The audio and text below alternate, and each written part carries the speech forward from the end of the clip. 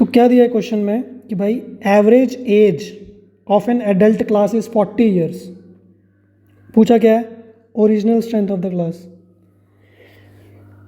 12 new students, नए बच्चे add हो गए, तो मतलब ओरिजिनल स्ट्रेंथ कितनी है क्लास की हमें मालूम नहीं है। वही पूछ रहे हैं क्वेश्चन में कि ओरिजिनल जो क्लास थी उसमें बच्चे थे कितने।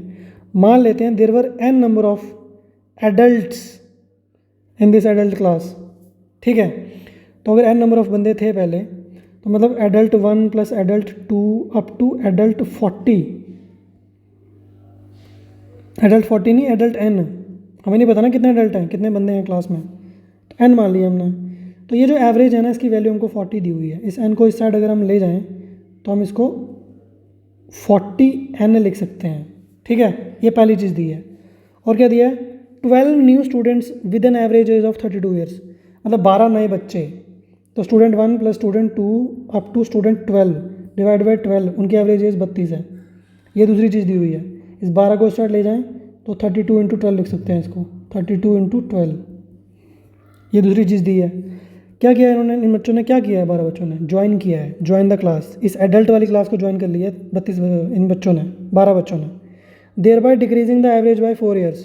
तो अब एक नया एवरेज बन जाएगा ना पूरी क्लास का। वो क्या होगा, सारे के सारे एडल्ट्स को एक साथ ले लो जो पुराने वाले थे, उसमें जो बच्चे ऐड हो गए हैं, स्टूडेंट्स नए ऐड हुए हैं, उनकी एजेस जो हैं उनको ऐड कर लो और डिवाइड कर दो टोटल नंबर ऑफ स्टूडेंट्स। अब टोटल कितने, पहले कितने थे हमें पता नहीं, n थे, अभी 12 ऐड हुए हैं, तो टोटल बन गया n प्लस 12। इनका जो एवरेज है ना वो कितना है, वो रिड्यूस हो गया 4 ईयर्स। मतलब पहले अगर एवरेज हमारा 40 था ना, 4 साल कम हो गया है, मतलब 36 हो गया, ठीक है। अब इस क्वेश्चन में जो ये चीज़ है एडल्ट्स की एज का सम, वही तो ये चीज़ है। तो इसको हम डायरेक्टली पुट कर सकते हैं ना, 40n लिख सकता हूँ इसकी जगह पे मैं, प्लस अभी जो ये चीज़ है, जो नए स्टूडेंट्स ऐड हुए हैं उनकी एज का सम, वही तो ये चीज़ है। तो यहाँ पे उनकी एज का सम लिख दूंगा, 32 इंटू 12, ठीक है, इज इक्वल्स टू 36 मल्टीप्लाई, ये चीज़ इस साइड चली जाएगी, n प्लस 36 इंटू 12, ठीक है।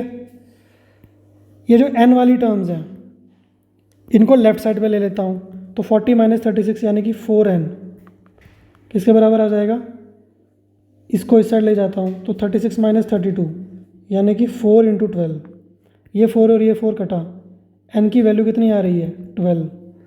क्या मतलब है इस चीज़ का कि भैया 12 ही बच्चे थे पहले जो एडल्ट थे ना, एडल्ट जिनको हमने एज्यूम किया था original strength of class n मानी थी ना, वही पूछी थी क्वेश्चन में। तो एडल्ट जो एडल्ट की क्लास थी पहले उसमें 12 बच्चे थे, तो 12 वाला ऑप्शन सी है और सी हमारा जो है आंसर हो जाएगा इसमें, ठीक है। अच्छा क्वेश्चन है, MBA मैट वैट में आया हुआ है। तो मैं ये तो नहीं बोलूँगा रिपीट होंगे क्वेश्चंस आपके पेपर में, बट ये है कि इसी टाइप के क्वेश्चंस आपको देखने को मिलेंगे अपने एग्ज़ाम्स में।